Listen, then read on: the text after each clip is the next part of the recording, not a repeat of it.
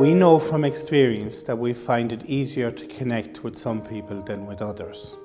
We find ourselves drawn to some and being put off by others.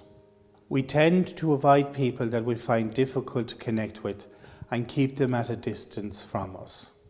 In the time of Jesus, the leper was somebody that no one wanted to connect with.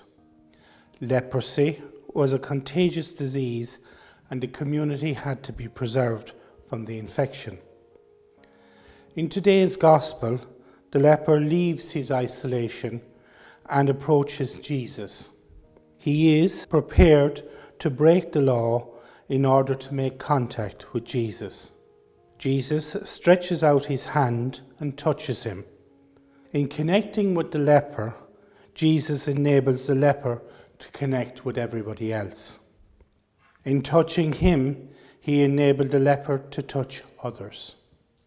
In touching the leper, Jesus reveals a God who wants to make contact with us all in our brokenness. Jesus was declaring that there is no human life that God cannot touch.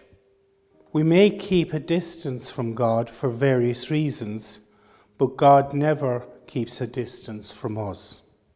Jesus reveals that God is always ready to approach us, regardless of how we might see ourselves or how others might see us. The Gospels often depict Jesus healing people with a word, yet in the case of the leper, words were not enough.